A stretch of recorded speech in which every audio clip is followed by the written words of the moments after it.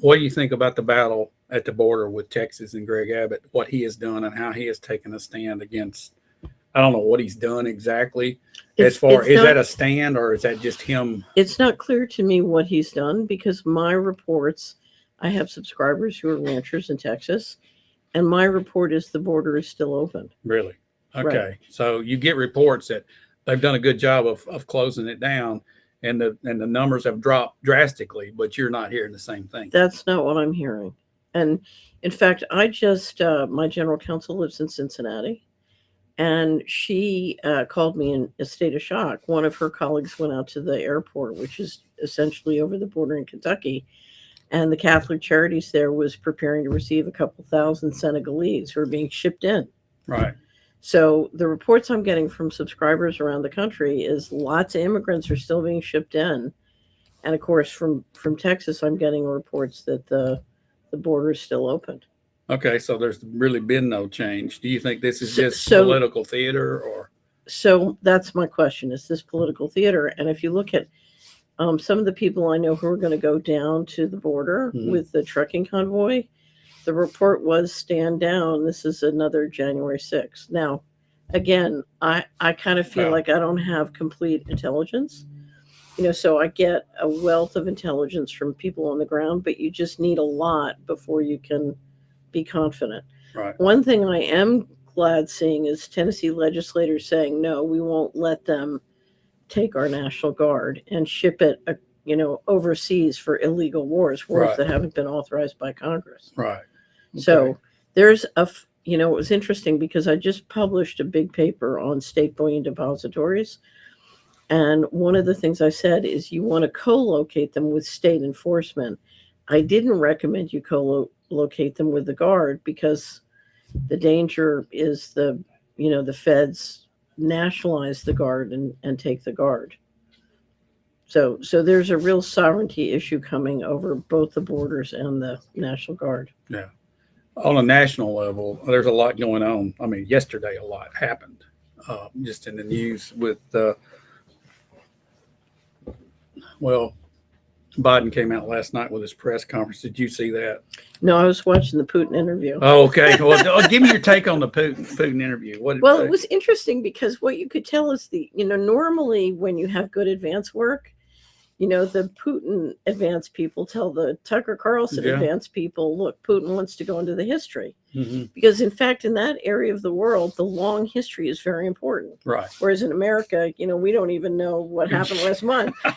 So it was funny to watch the two of them because Putin, I think, was quite sincere. He wanted the audience to understand the long history on the thing.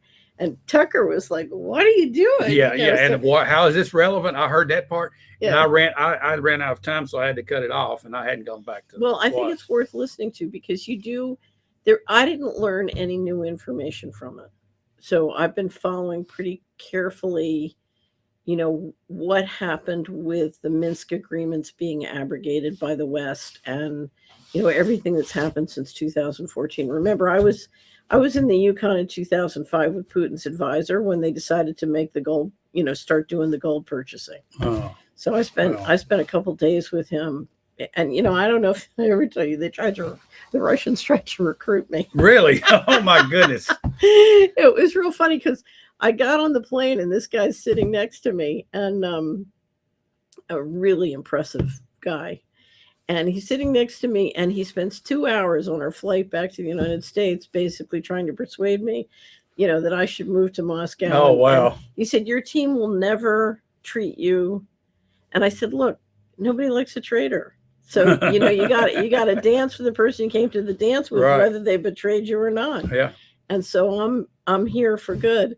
And I got to the United States. I was staying in Montana at the time, working in Montana. And I thought, there's something fishy about this. And so I got online and realized that Russia at the time was the second largest holder in the world of Fannie Mae securities. And I thought, wow. Fannie Mae was just trying to get me out of town. You have to be careful because it's more complex than it looks. Yeah. Yeah. Well, world events right now. What's taking place that jumps out at you financially across the world? I know that you still are probably worried about our food supply and the control that we might So- lose of it. So here's the thing. We just put a new presentation up at Solari. I can show it to you, where we took the 3 videos of the central bankers telling you what they're going to do. I saw that. That is the most terrifying. And, they're telling you. So Augustine Carson says we're going to control and enforce centrally, and he's in Basel, Switzerland. And then we have Bo Lee, who's the deputy director of the IMF, telling you we can program your money so you can only use it for this or that, and we can control what you can do with it. And then you have Neil Kashkari, the president of the Federal Reserve of Minneapolis, basically saying, I can understand why the Chinese would want, because it gives them complete, surveillance and control. Why would Americans ever let that happen? Now, when the president of a Federal Reserve Bank tells you this is something Americans should not allow to happen, Right. It's serious. Sure. Anyway. Do you think the Biden administration really knows what's going on? Well, first of all, I don't think Biden is running the country. Oh no, there's no question about that. but if you look at the executive branch of the federal government and the use of the federal credit to run the country, I would say they're liquidating the country. I mean, I've told you that there was a financial coup. It started in 1998. It is ongoing. These guys know exactly what they're doing. We are in a war, and they're planning on taking everything. I mean, I hate to say this, they're poisoning the voters and replacing them by moving in. If you look at the number of people who are disabled and dying, they're bringing in the replacements who are people who are much easier for them to control.